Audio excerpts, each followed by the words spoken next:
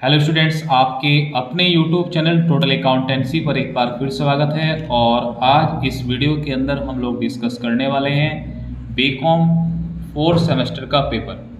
तो आपके सामने बीकॉम 4 सेमेस्टर एग्जामिनेशन 2023 जो अभी एग्ज़ाम हुआ है उसका हम लोग इस वीडियो के अंदर जो 75 क्वेश्चन है उन सभी का सॉल्यूशन करेंगे।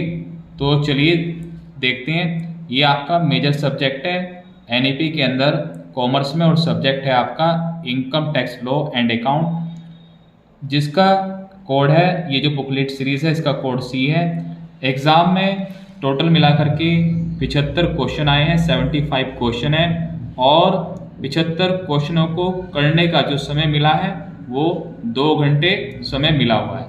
तो चलिए हम लोग स्टार्ट करते हैं कि कौन कौन से क्वेश्चन एग्ज़ाम में आए थे, और उन सभी क्वेश्चन का इस वीडियो के अंदर एक एक करके हम लोग सॉल्यूशन करेंगे।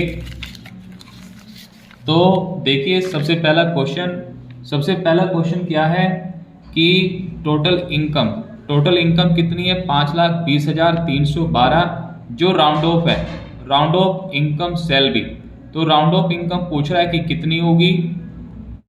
तो जैसे यहाँ पे क्वेश्चन में पूछा गया है कि 5,20,312 रुपये है, इसे राउंड ऑफ करना है। तो राउंड ऑफ करना बहुत आसान है, सिर्फ लास्ट की फिगर देखनी है 2। जैसे ये 12 रुपये है तो लास्ट की जो डिजिट है वो 0 होनी चाहिए। 0 कैसे होगी? अगर लास्ट में 5 या 5 से ज़्यादा है तो यहाँ पे हम लोग 2 कर देंगे, यानी कि 1 बढ़ा देना है इधर। और अगर 5 से कम है लास्ट की डिजिट तो इसे 0 कर देंगे, इधर बढ़ाएंगे नहीं। तो ये 310 हो जाएगा। कितना हो जाएगा? 310। तो इसका जो सही आंसर होगा ये आपका बी होगा। तो बी इसका जो है सही आंसर है। उसके बाद चलते हैं क्वेश्चन नंबर 2 में। देखिए जब क्वेश्चन नंबर 2 की बात करें तो क्वेश्चन नंबर 2 में दिया गया है किस आय में से धारा 80G की कटौतियां नहीं मिलती? वो ऐसी कौन सी इनकम है out of which income deduction under section 80G is not allowed, कि जो 80G है उसकी छूट नहीं मिलेगी। तो short term capital gain under section 11A, यहाँ से जो है डिडक्शन नहीं मिलेगी 80G की। उसके बाद चलते हैं क्वेश्चन नंबर 3 में। क्वेश्चन नंबर 3 में क्या दिया हुआ है कि sum of various head of income is called. अगर आय के सभी शीर्षकों का योग कर दिया जाए तो उसे क्या कहेंगे? उसे कहेंगे ग्रॉस टोटल इनकम। और अगर ग्रॉस टोटल इनकम में से डिडक्शन को माइनस कर दिया जाए तो उसे कहेंगे टोटल इनकम। तो इसका सही आंसर क्या है? बी, क्योंकि यहाँ पे पूछा हुआ है कि पांचों हेडों को अगर हम प्लस कर दें तो क्या कहेंगे। तो इसका सही आंसर है बी। अगर आपको किसी भी क्वेश्चन पर कोई डाउट है तो आप हमें कमेंट करके बताइएगा। चैनल को सब्सक्राइब कीजिएगा ताकि आपको जो है हर एक वीडियो का सॉल्यूशन मिलता रहे। जितने एग्जाम होंगे हम लोग सभी क्वेश्चनों पेपर को सॉल्व करेंगे, और सबसे पहले जल्द से जल्द और एक्यूरेट आंसर प्रोवाइड कराएंगे। उसके बाद है question number 4, rate of TDS on lottery is. तो rate of TDS on lottery कितनी है? 30% है। उसके बाद पूछा हुआ है क्वेश्चन 5 के अंदर कि धारा 80E के अंतर्गत उच्च शिक्षा हेतु लिए गए ऋण पर ब्याज की छूट की सीमा कितनी है? तो इसकी कोई भी सीमा नहीं है, नो लिमिट। उसके बाद है क्वेश्चन नंबर 6।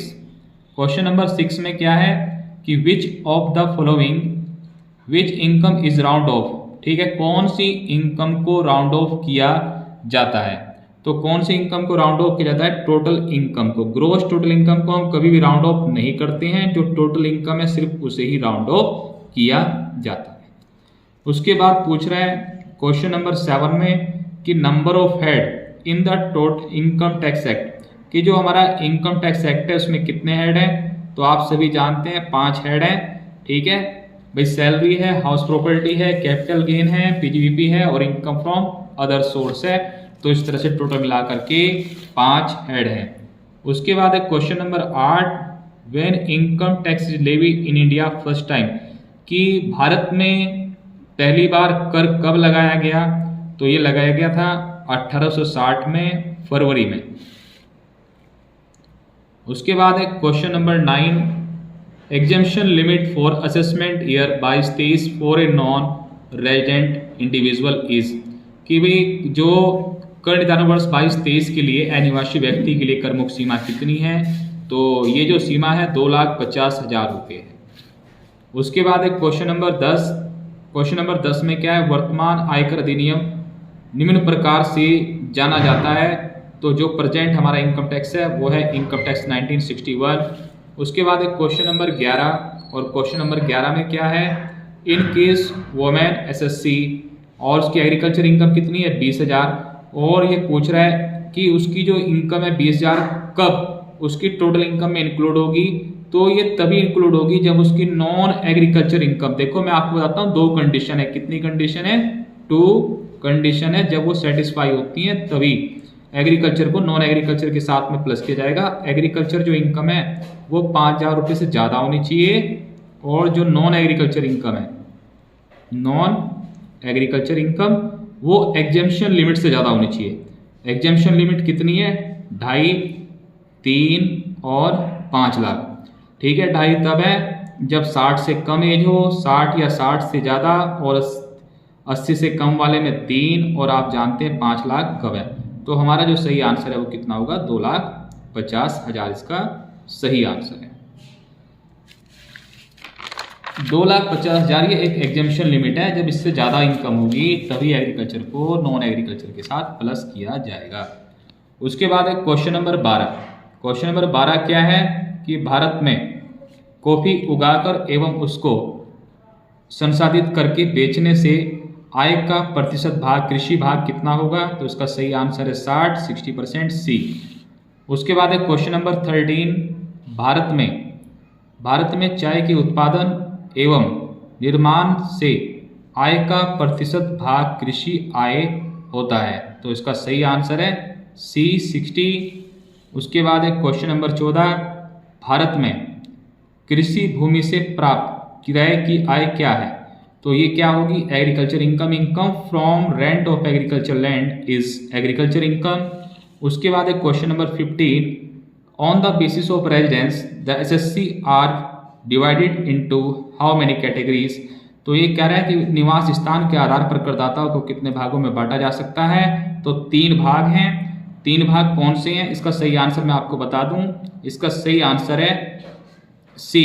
ठीक है, 3 इसका सही आंसर है। और दूसरी बात मैं आपको बता दूं, जैसे अपना ऑर्डिनरी रेजिडेंट है, और उसके बाद है नॉट ऑर्डिनरी रेजिडेंट, और फिर कौन है, नॉन रेजिडेंट। इस तरह से 3 स्टेटस है। उसके बाद क्वेश्चन नंबर 16, एवरी ईयर जो रेजिडेंशियल स्टेटस है वो क्या होता रहता है, बदलता रहता है। जरूरी नहीं है कोई आदमी भाई आने बाहर जाने लगे, बाहर रहने लगे तो उसका स्टेटस चेंज हो सकता है, निवास की स्थिति चेंज हो सकती है। ठीक है, हर साल चेंज होती रहती है, लेकिन जो भारत में है उनकी चेंज नहीं होती, लेकिन जो इधर उधर जाते हैं, भारत से बाहर आ जा रहे हैं, उनकी चेंज होती है हर साल, इसलिए हम लोग कहेंगे कि भाई चेंज होती है। उसके बाद है क्वेश्चन नंबर 17। क्वेश्चन नंबर 17 में क्या पूछा हुआ है कि salary payable by the government of India to Indian citizen for service outside India, अगर कोई भारत सरकारी कर्मचारी है जो भारत का नागरिक है लेकिन विदेश में सेवा दे रहा है, तो क्या यहाँ पर कर देगा, बिल्कुल इज टैक्सेबल इन इंडिया, वो टैक्स देगा, भारत में उसे टैक्स देना पड़ेगा। उसके बाद एग्रीकल्चर इनकम क्या है कि एग्रीकल्चर वैसे हमारी जो इनकम है वो एग्जेम्प्टेड है। और उसके बाद एक क्वेश्चन नंबर 19 में क्या कह रहा है, daily allowances receive by member of parliament, तो जो मेंबर है पार्लियामेंट के जो उन्हें डेली अलाउंसेस मिल रहा है वो क्या होगा, एग्जेम्प्टेड, तो उसका राइट आंसर है बी। उसके बाद है क्वेश्चन नंबर 20 में क्या है, कर मुक्त आय एग्जेम्प्टेड इनकम कौन सी है, dividend from A domestic company, भारतीय कंपनी से मिलने वाला जो लाभांश है वो कर मुक्त है। Income of A minor child is exempted ₹1500 रुपये। उसके बाद share receive by A member of Hindu undivided family, देखिए एक हिंदू परिवार है वो विभाजित हो जाता है, तो उसमें जो शेयर है सबको मिलेगा, तो वो क्या होगा, एग्जेम्प्टेड, उस पर टैक्स नहीं लगेगा क्योंकि वो एक ट्रांसफर की कैटेगरी में नहीं आता। उसके बाद maximum amount of deduction of entertainment allowances to pay to government employee is ₹5,000। ठीक है, इसका सही आंसर है बी 5,000 रुपये। उसके बाद चलते हैं क्वेश्चन नंबर 24 में क्या है, सैलरी इंक्लूड, सैलरी में वेजेस, पेंशन या फिर कमीशन ऑन सेल्स सभी इंक्लूड है। उसके बाद देखिए उसके बाद क्या है, उसके बाद है क्वेश्चन नंबर 25। क्वेश्चन नंबर 25 में क्या है, कर्मचारी को 9 लाख जनसंख्या वाले शहर में नियोक्ता का मकान रहने को दिया गया, मकान की सुविधा का मूल्य क्या होगा। देखिए हमें फ्री में, ठीक है, ये है rent free accommodation.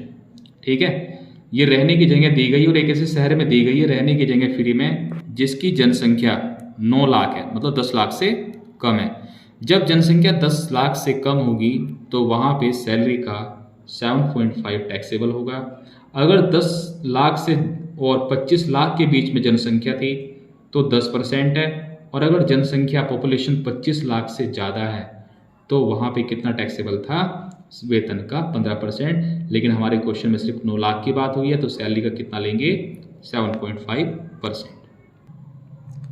House rent allowances, देखिए यहाँ पे क्या है कि house rent allowances is exempted है फॉर गवर्नमेंट एम्प्लॉइज। अगर HRA तो किसके लिए एग्जेम्प्टेड है, गवर्नमेंट एम्प्लॉय के लिए।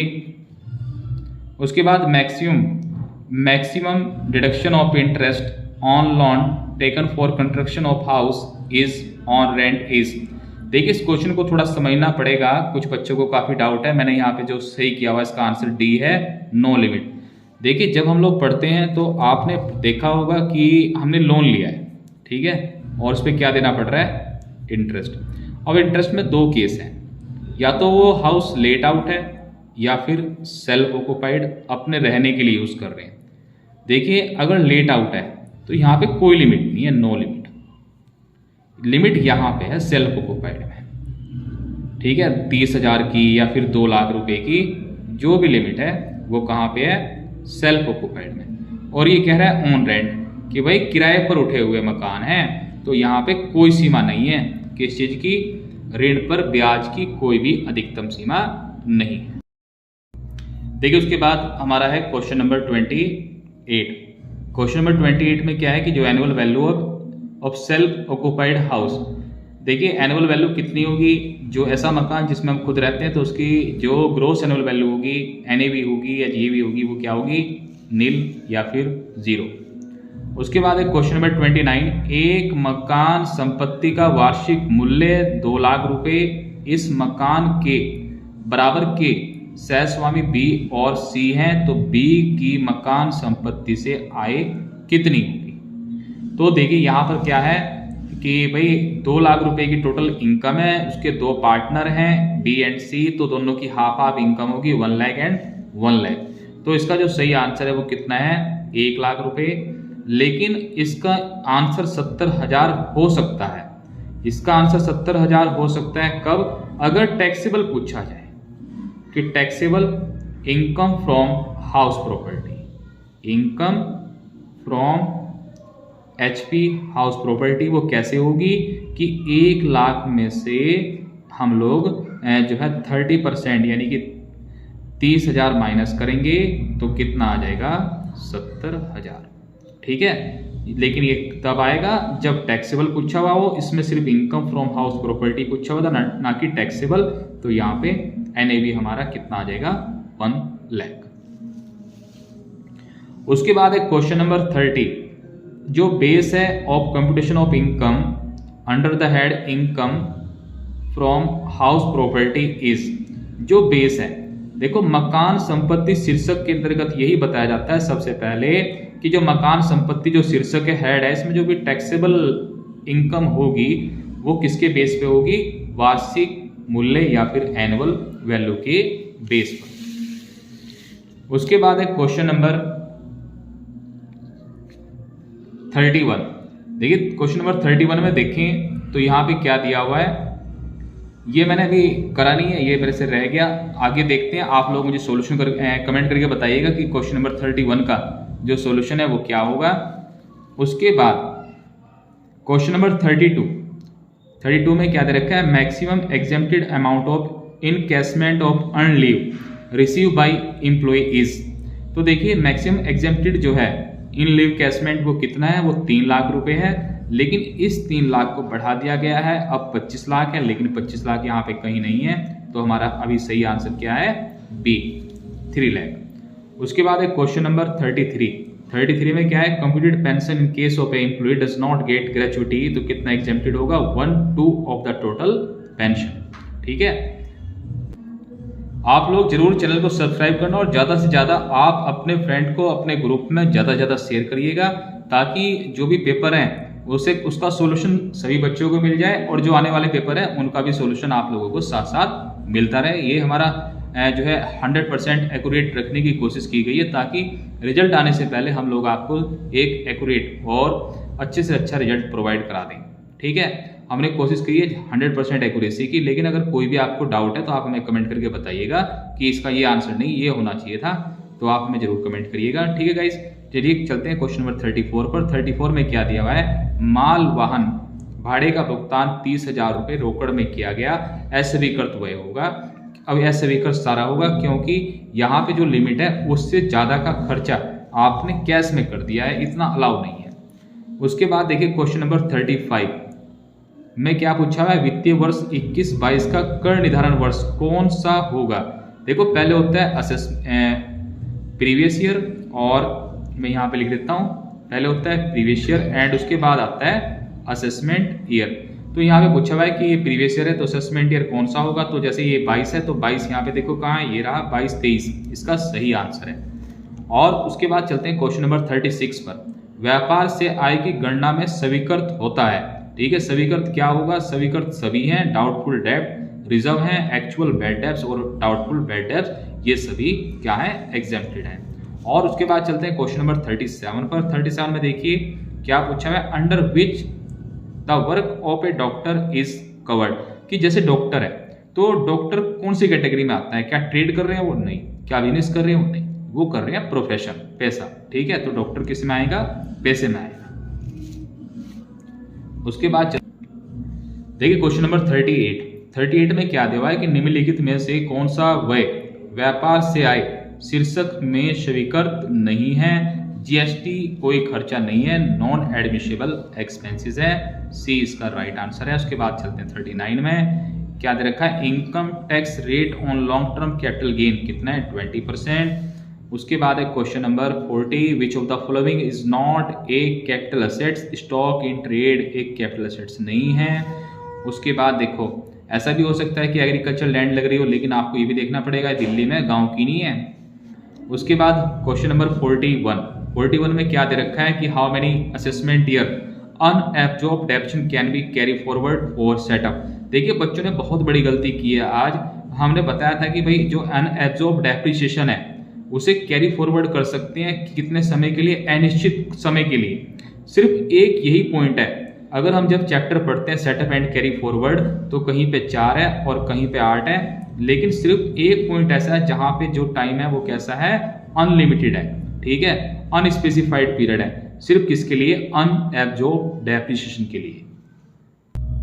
देखिए क्वेश्चन नंबर 42 आप लोगों को थोड़ा सा अजीब सा लग सकता है, किस संपत्ति पर ह्रास मिलेगा। देखिए पशु पे ह्रास नहीं मिलेगा, चाय के पौधों पर ह्रास नहीं मिलेगा, पेटेंट पे ह्रास मिलेगा, और कितनी रेट से मिलेगा, 25% से। अगर आपको इसमें कोई डाउट है तो आप मुझे कमेंट करके जरूर बताइएगा कि आपको इसका आंसर क्या लगता है। उसके बाद rate of depreciation on furniture पे कितना डेप लगता है, 10%। और उसके बाद क्वेश्चन नंबर 44 में अन्य साधनों से आय शीर्षक में कर योग्य परिवार पेंशन में से कटौती मिलेगी, कितने की मिलेगी, 1/3 और 15,000 रुपये, which ever is less. Question number 45, pension receive from employee is taxable under which head. ठीक है, पूछ रहा है कि जो पेंशन रिसीव हुई है फ्रॉम एम्प्लॉयर इज टैक्सेबल, वो कौन से टैक्सेबल हो, कौन से हेड में टैक्सेबल होगी, तो इसका सही आंसर है सैलरी वाले हेड में। ठीक है, तो इसका सही आंसर क्या होना चाहिए, ए। उसके बाद क्वेश्चन नंबर 46 में क्या है कि निम्नलिखित में से कौन सी आय अन्य साधनों से आय शीर्षक में कर योग्य नहीं है। तो ये आभूषण बेचने पर लाभ, जो आभूषण बेचने पर लाभ है ना, ये कैपिटल गेन में का पॉइंट है, ठीक है। जो ये प्रॉफिट है कैपिटल गेन में टैक्सेबल होगा, ना कि इनकम फ्रॉम अदर सोर्स में टैक्सेबल हो जाएगा। तो इसका सही आंसर क्या है? सी। उसके बाद है क्वेश्चन नंबर 47 में पूछा हुआ है कि कौन सा व्यवहार हस्तांतरण की श्रेणी में नहीं आता? तो भेंट और वसीयत।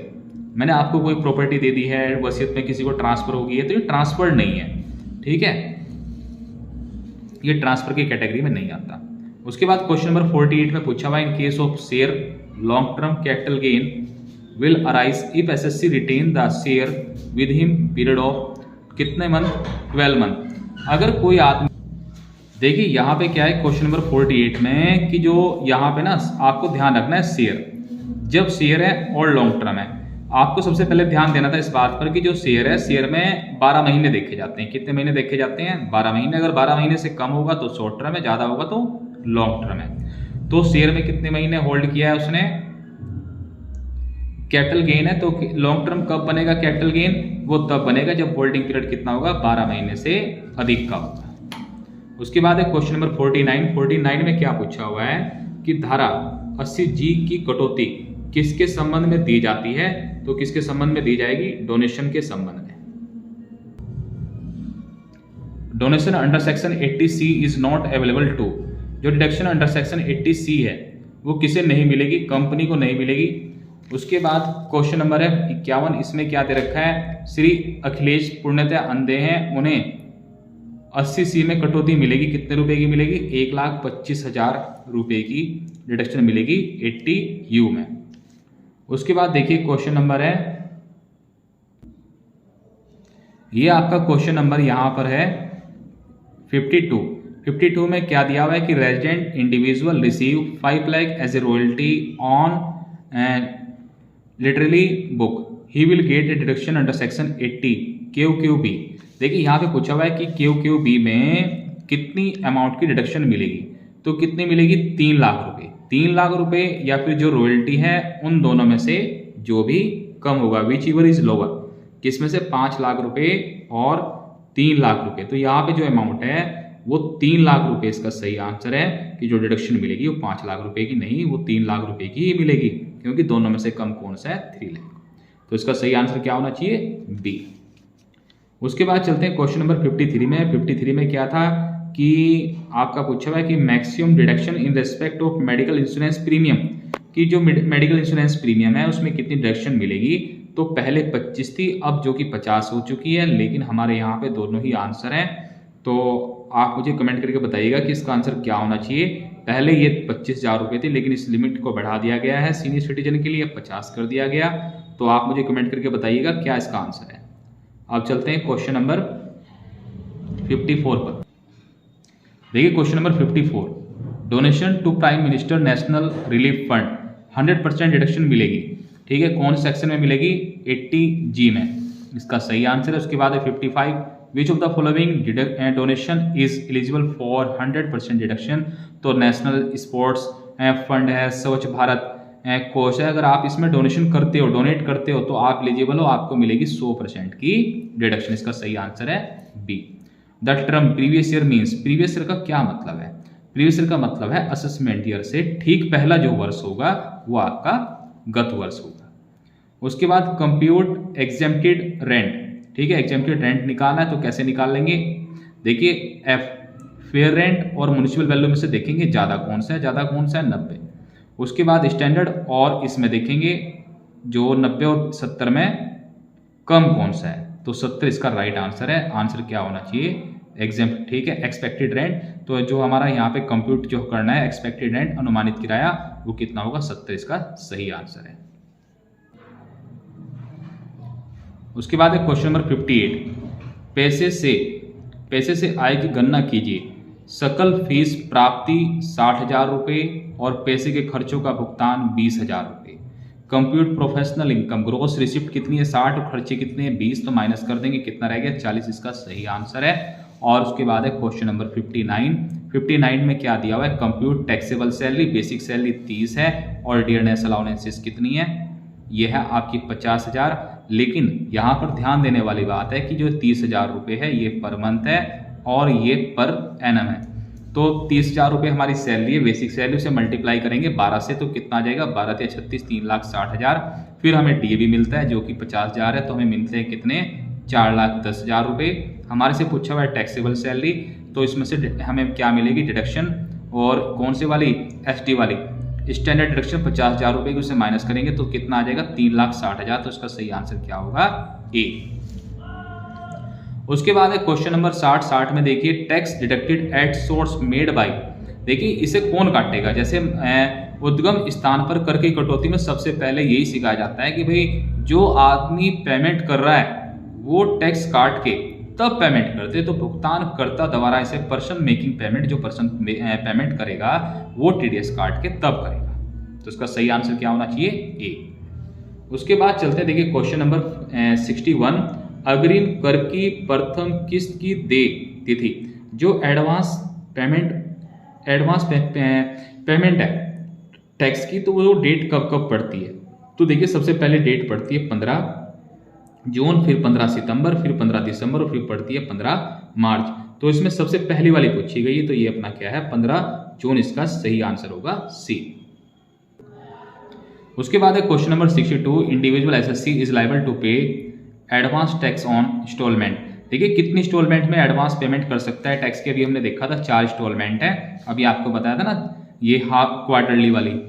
उसके बाद जैसे एक आकाश है जिसकी एज कितनी है, 62 वर्ष का है वो, और वो फाइल करना चाहता है रिटर्न ऑफ इनकम, इस ग्रोस टोटल इनकम कितने से ज़्यादा होनी चाहिए। देखिए 60 से जो ज़्यादा वाले हैं उनके लिए वो रिटर्न तभी फाइल करेंगे जब उनकी इनकम 3 लाख रुपए से ज़्यादा होगी। अगर किसी आदमी ने कोई मिस्टेक कर दी है अपनी ITR के अंदर और उसका रेस्टिफिकेशन कराना चाहता है, तो कौन से सेक्शन में होगा, भूल सुधार, तो इसका आंसर सही होगा 154। उसके बाद है क्वेश्चन नंबर 65 में क्या पूछा हुआ है, individual having income from salary और family pension and interest the prescribe form, उसके लिए कौन सा ITR है, ITR इसके लिए 1 है। अगर इसमें कोई भी डाउट है तो आप मुझे कमेंट करके बताइएगा, ठीक है। चैनल को सब्सक्राइब जरूर कीजिएगा, ज़्यादा से ज़्यादा शेयर कीजिएगा ताकि हर एक बच्चे को इसका बेनिफिट मिल सके और आपका जो सपोर्ट है वो हमें मिल सके। सट्टा व्यापार की हानि की पूर्ति की जा सकती है, जो loss from speculation business can be set up from. देखिए स्पेकुलेशन का जो लॉस है वो स्पेकुलेशन की इनकम से ही पूरा किया जा सकता है। सट्टे के लॉस को, सट्टे की जो हानि है उसे सट्टे की आय से ही पूरा किया जा सकता है। जो लॉन्ग टर्म कैपिटल जो लॉस है can be set up in the following. देखिए जो लॉन्ग टर्म कैपिटल लॉस है उसे कितने सालों तक फॉरवर्ड किया जा सकता है, तो इसका सही आंसर होगा सी, 8 वर्षों तक। Loss of card game can be set up from.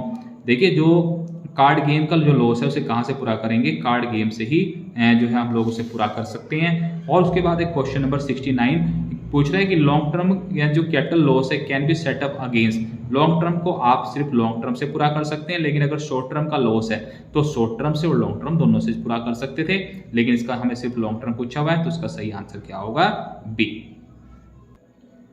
उसके बाद चलते देखिए क्वेश्चन नंबर 70, माइनर्स इनकम है shall be include in the एसएससीज। देखिए अगर माइनर की जो इनकम है shall be include in the एसएससीज इनकम, अगर कितनी से ज़्यादा होगी, 1500 रुपये से ज़्यादा होगी, तभी माइनर की इनकम को इंक्लूड करने की जरूरत है। उसके बाद पूछ रहा है क्वेश्चन नंबर 71 कि एक माइनर है, माइनर एक लड़का है, सन है, उसकी जो इनकम है 20,000 रुपये है। माइनर डॉटर है, उसकी इनकम 12,000 रुपये है, तो इनकी इनकम को उसके फादर की इनकम में इंक्लूड करना है, लेकिन फादर को कितनी एग्जेम्पशन मिलेगी, तो यहाँ पे 1500 रुपये इनकी है, 1500 रुपये इनकी, तो यहाँ पे जो एग्जेम्पशन मिलेगी वो कितनी मिलेगी, 3,000। तो इसका सही आंसर क्या होना चाहिए, बी। और उसके बाद चलते हैं क्वेश्चन नंबर 72 पर। 72 में क्या दिया हुआ है, इंडिविजुअल जिसकी एज कितनी, 82 ईयर, उसे उसके लिए कितनी एग्जेम्पशन लिमिट है, तो उसके लिए कितनी एग्जेम्पशन लिमिट है, 5 लाख रुपीज़ की, ठीक है।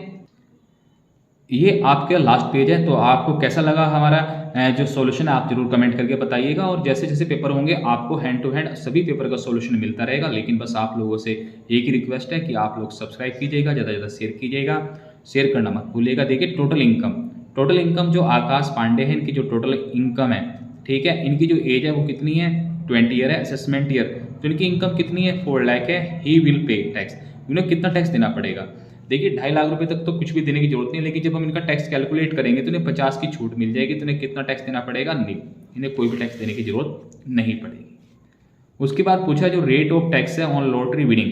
अगर देखिए, अगर कोई भी इस तरह की बिजनेस से इनकम करेगा, स्पेकुलेशन वाले या फिर लॉटरी विनिंग वाले, तो उस पर कितना टीडीएस लगता है, ये सॉरी रेट ऑफ टैक्स है 30%। उसके बाद एक क्वेश्चन नंबर 75 जो कि हमारी इस वीडियो का सबसे लास्ट क्वेश्चन है। और ठीक है, हम लोग यही उम्मीद करते हैं अगर आपको कोई भी डाउट हो तो आप हमें कमेंट करके जरूर बताइएगा और सॉल्यूशन कैसा लगा जरूर बताइएगा। चलिए देखते हैं लास्ट क्वेश्चन क्या पूछ रहा है कि exemption limit in case of resident women below, उसकी 60 से कम है और वो वुमेन है, तो उन्हें कितनी एग्जेम्पशन लिमिट है उनके लिए। तो इसका जो सही आंसर है वो कितना होना चाहिए, इसका सही आंसर है ए 2,50,000। तो इस वीडियो में इतना ही, नेक्स्ट वीडियो में फिर से मुलाकात होगी। ठीक है, थैंक्स फॉर वॉचिंग।